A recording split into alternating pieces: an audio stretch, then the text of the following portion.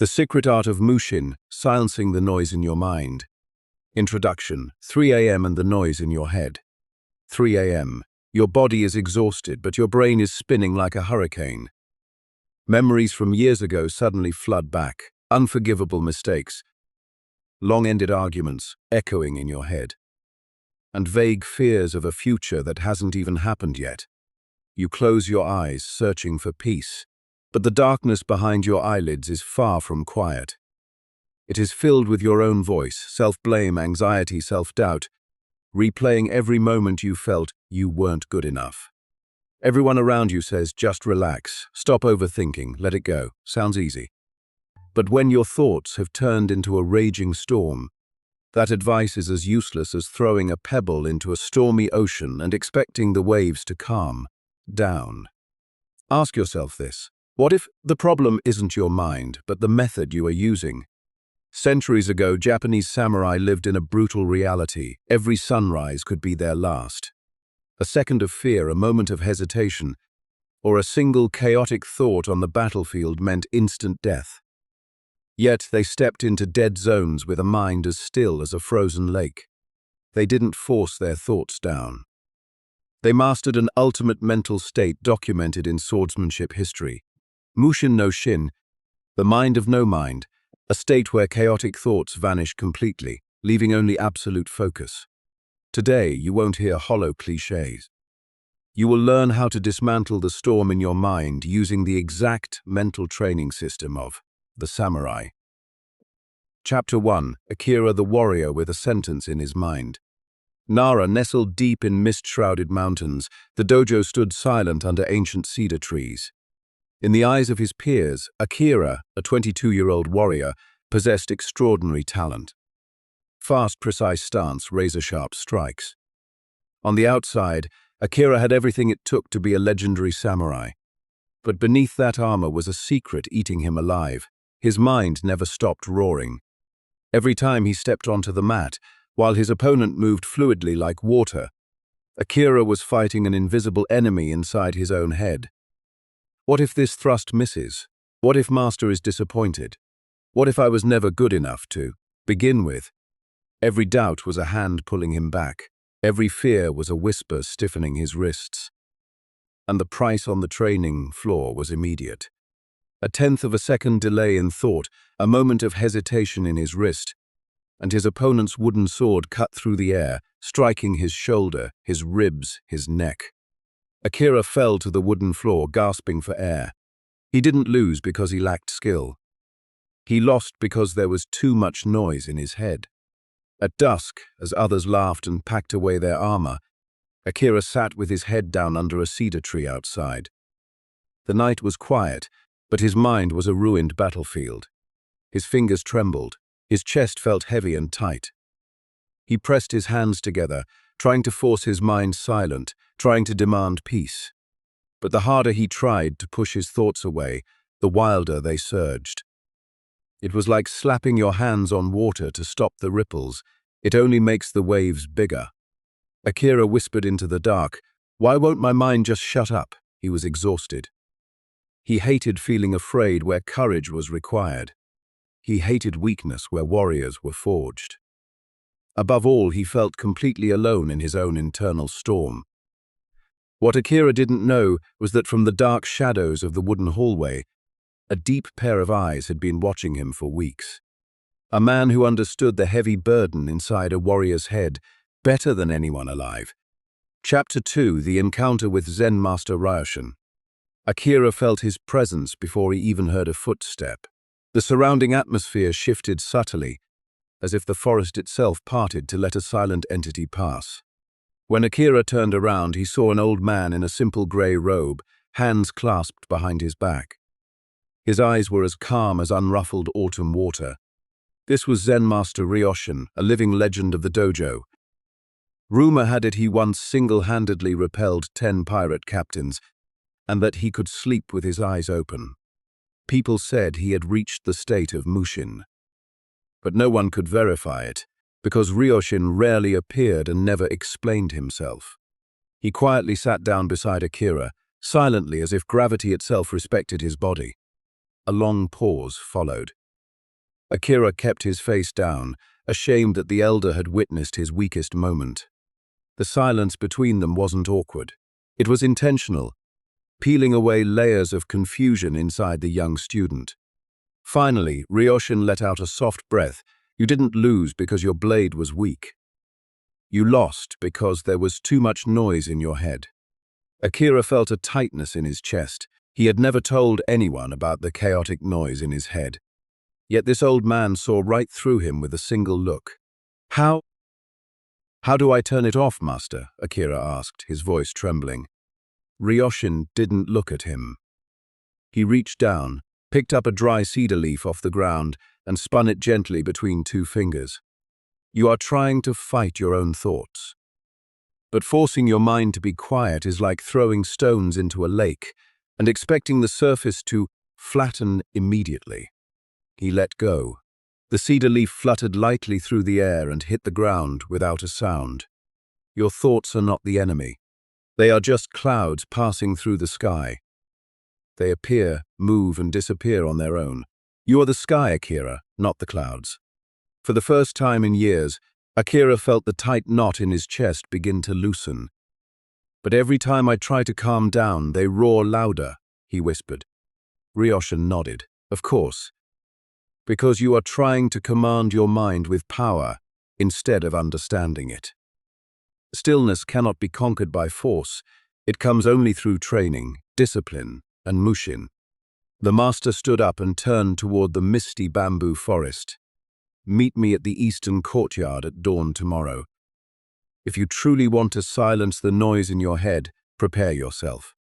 This training will not be easy. Because your opponent is not the world out there, Akira. Your opponent is the ego you have carried your whole life. The master's silhouette faded into the night mist. But for the first time in years, Akira found that the silence of the forest was no longer scary. It felt like a friend waiting for him to take the next step. Chapter 3. Shattering the Ego, the wooden sword lifting exercise. The next morning, before the sun could rise over the mountain peak, Akira was already at the eastern courtyard. Fog wrapped tightly around the bamboo stalks, and the air carried a sharp, metallic cold. Zen Master Ryoshin was already sitting in meditation, motionless as a boulder. Akira bowed, his heart burning with determination. He expected high-level secret techniques, complex breathing exercises, or at least a special combat stance to control his mind. Instead, Ryoshin simply picked up a wooden sword and handed it to him. Take it. Raise it over your head, then bring it down. Akira obeyed. He raised the sword above his head and lowered it to the starting position. Again, Ryoshin ordered calmly. Once, 10 times, 100 times. The exact same motion, the exact same breath, over and over again. 1 hour passed, 2 hours passed. Akira's wrists grew numb, his shoulders burning like fire. But physical pain was nothing compared to the torture inside his mind. Human brains hate monotony. They crave complexity, drama, and big accomplishments to prove their worth. When forced to do an action so simple it felt meaningless, the ego inside revolted immediately. The voice in Akira's head began to scream with fury. Why am I doing this nonsense? Master is wasting my time. Everyone else is practicing real, sparring. While I stand here raising and lowering a wooden stick like an idiot. Akira's breathing grew heavy and erratic. He raised the sword too fast and slammed it down hard. The wooden sword chopped through the air with a harsh, angry swoosh.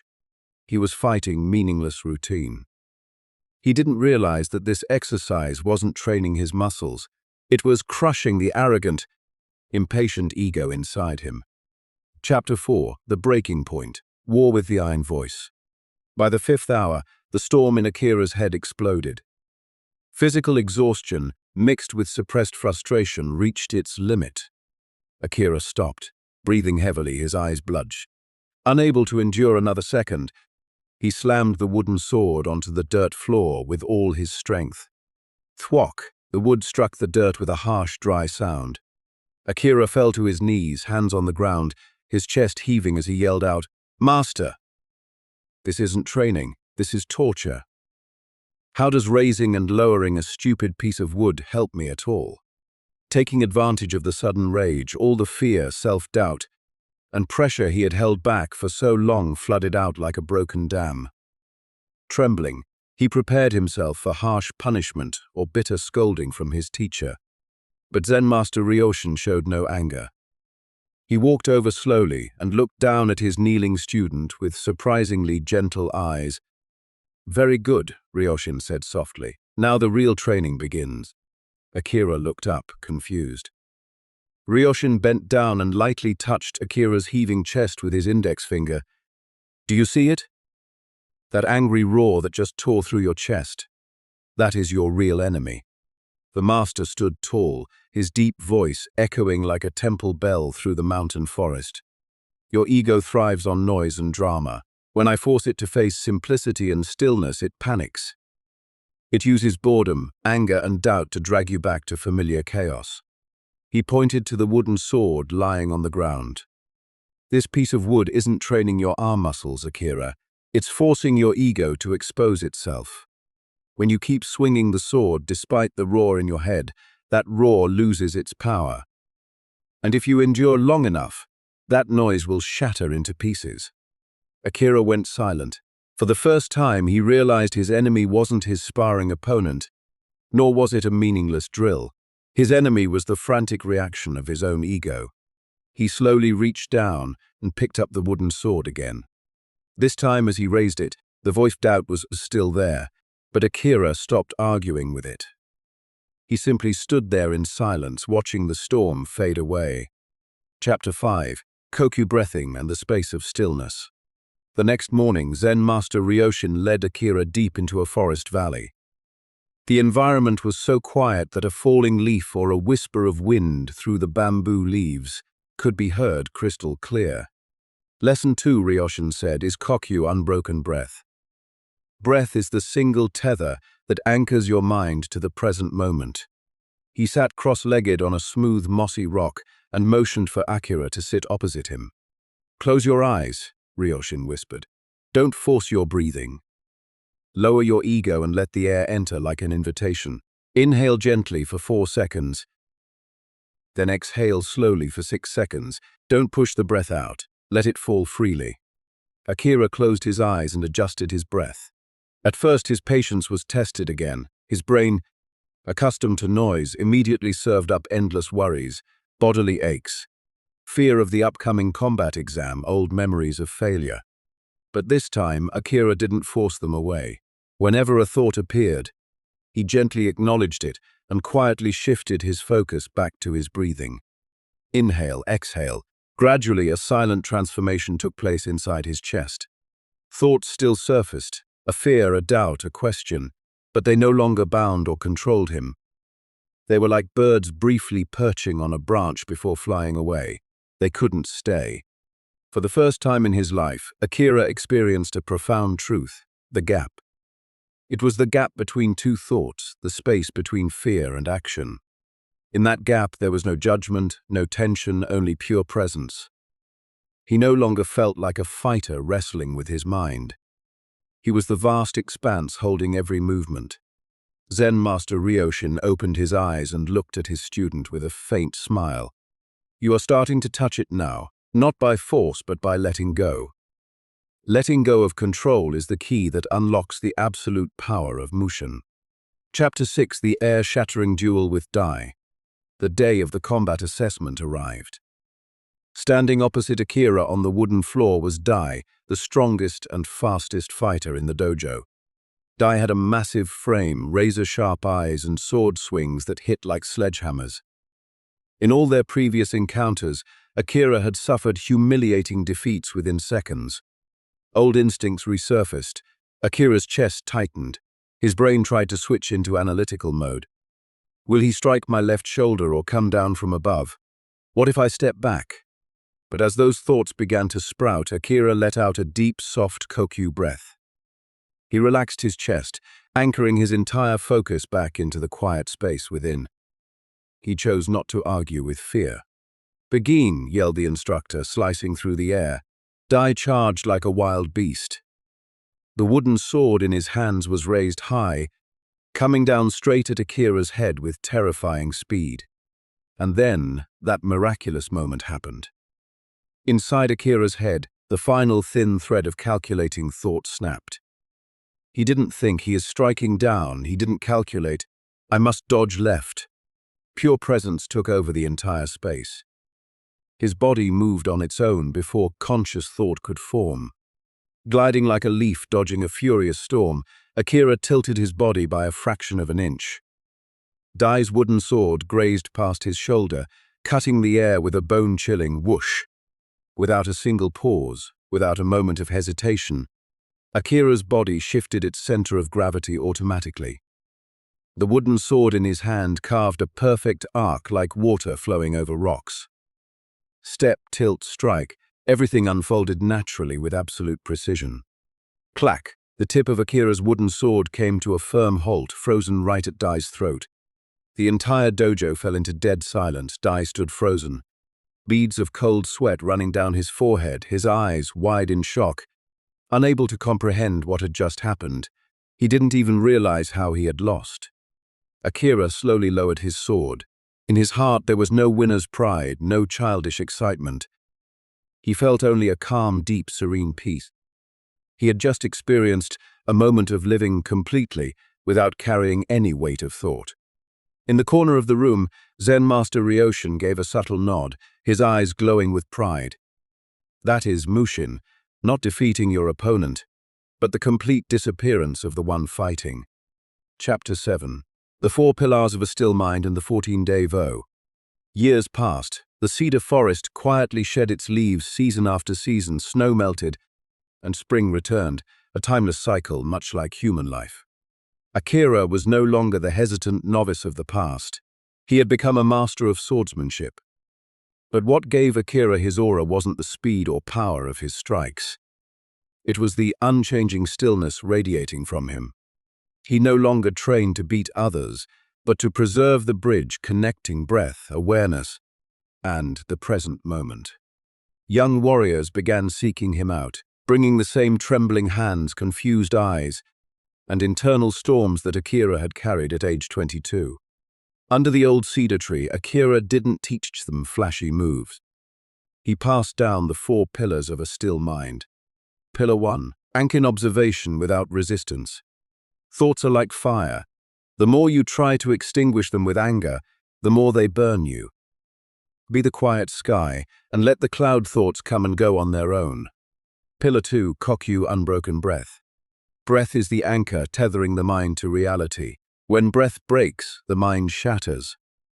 Inhale gently, exhale deeply. This is the sole doorway to peace. Pillar 3. Setsuna, the art of returning. Your mind will drift, it will stumble. Do not blame yourself or indulge in self-punishment. Mushin isn't about never drifting. It is the ability to return to the present without punishing yourself. Pillar 4. Mushin, pure action. This is the sweet fruit of training. When the 3 pillars become one, thoughts don't vanish, they just stop ruling you. You act through natural wisdom, faster than fear and deeper than logic. Now it is your turn. You don't need armor or a wooden sword to enter a dojo. Your battlefield is right in your bedroom at 3 a.m., in overwhelming work pressure, in self-doubting voices weighing down your chest every single day. If you truly want to silence the storm in your head, start the 14-Day Warrior Challenge today. Day 1 to Day 3, set aside exactly 1 minute every day. Close your eyes and do one thing. Observe your thoughts like floating clouds. No judgment, no forcing them out. Day 4 to Day 7, apply Kokyu breathing. Inhale gently for 4 seconds, exhale slowly for 6 seconds. Let your breath be the anchor holding you in reality. Day 8 to Day 14. Practice the art of returning. Whenever your mind wanders into worries, gently bring it back to your breathing. No anger, no self-judgment. 14 days won't make you a Zen master overnight, but it will open the first door to the realm of stillness. If you are ready to step through that door, leave your vow in the comments. I start my 14 days today. Writing those words isn't an impulsive promise. It is the first step of a warrior choosing to master their own mind. Now take a deep breath, exhale softly, and begin your journey.